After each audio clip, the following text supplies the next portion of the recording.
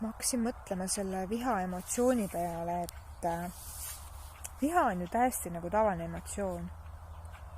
Täpselt samasugune emotsioon nagu rõõm, kurbus, tänu, armastuse emotsioon, selline joovastav armastuse emotsioon.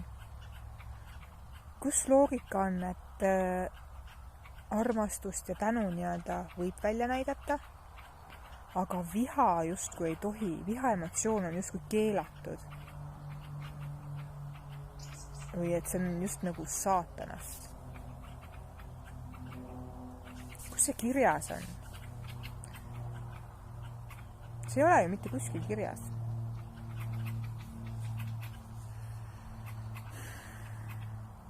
See ei ole mitte kuskil kirjas. Kes selle otsustas ära, et viha emotsioon? Kes otsustas selle ära, et viha emotsiooni peab varjama, et viha emotsiooni peab peitma, viha emotsiooni peab häbenema? Viha emotsiooni peab, ma ei tea, luku taha panema. Sest see on halb.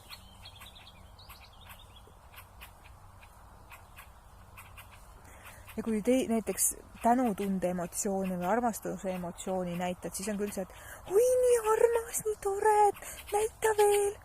Aga nii kui mingi viha emotsioon välja tuleb inimesel, siis on kohe see, et appi kui piinlik, appi kui nõme. Kas siis sellel, kes seda näeb, või siis sellel kogejal, et appi, et see on justkui vale, ma ei tohiks seda tunda, mis nüüd teised minust arvavad, aga tegelikult on need mõlemad asjad emotsioonid. Meil on nii palju käputäis inimesi, kellel on nii palju läbi elamata emotsioone enda kehas, mida nad ei ole mitte kunagi vabastanud. Nad pole isegi olnud sellest teadlikud, et neid peaks vabastama, et neid võiks vabastada või et neid tohib vabastada. Neil ei ole õrna aimugi. Meil ei ole õpetatud seda.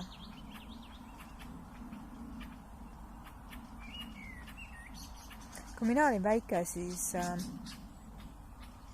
mulle sisendati, et ära nuta, ära ole kurb.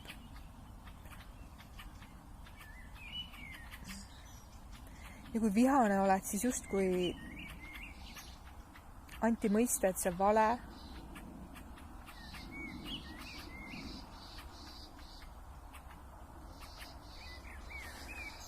Ja niimoodi ma seda alla surusin. Kõik emotsioone, mis tegelikult on lihtsalt tavalised emotsioonid, surusin mina maha. See on see sama asi umbes, et naine paneb liha ahju ja lõikab otstest tükid ära. Mees küsib, miks sa seda teed? Naine ütleb, ta ei tea. Ütleb, et tema ema tegi nii. Ema ütleb, ta ka ei tea, sest vanaema tegi nii. Vanaema tegi nii ja vanaema ütleb, et mul oli see ahjupann nii väike, et sellepärast ma lõikasin otsad ära. Nad lihtsalt tegid, sest et keegi ees tegi nii, keegi ees ütles nii. Ja nad isegi ei küsitle, miks. Nad isegi ei tule selle peale, et küsitleda, kas see on õige või see on vale või et miks see nii on. Samamoodi on ka viha emotsiooniga. Mine tänava peale, küsi inimeste käest, et kas sinu arust viha emotsioon on lubatud või mitte. Enamus inimesi ütleb, et see ei ole lubatud. Aga miks see pole lubatud? Miks nad nii arvavad? Keegi isegi küsitle, nad ei tule selle peale.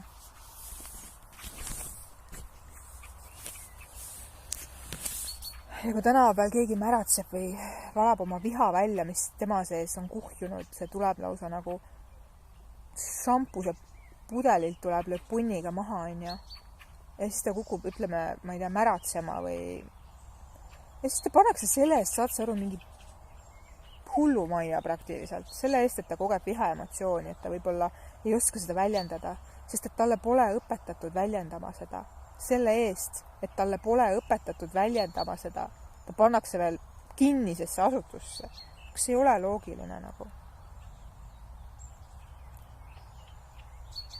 Nii ülioluline on lasta oma emotsioonid valla. Olgu see rõõm või kurbus, olgu see viha või armastus. mis juhtub kehaga, kui emotsioone kinni hoida? Keha jääb haigeks.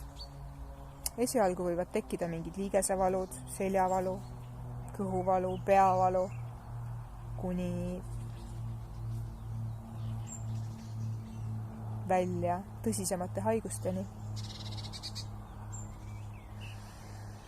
Lihtsalt sellepärast, et mitte keegi ei võta vastutust ja ei õpeta seda, kuidas emotsioone teadlikult välja elada. Kuidas teadlikult välja elada viha, ilma et see teisi kahjustaks. Turvaliselt välja elada viha. See on samasugune emotsioon ja see on täiesti lubatud. Ja see on okei seda läbi elada. Et kui mul tuleb mõni emotsioon ülesse, siis ma lasen sellel ülesse tulla ja ma ei tee seda valeks. Ja kui mul tulebki mingi lapsepõlve allasurutud emotsioon ülesse ja kui ma paralleelselt olen juba uue koha peal, siis see on ka okei. See on okei see emotsioon läbi tunda, välja elada ja vabastada.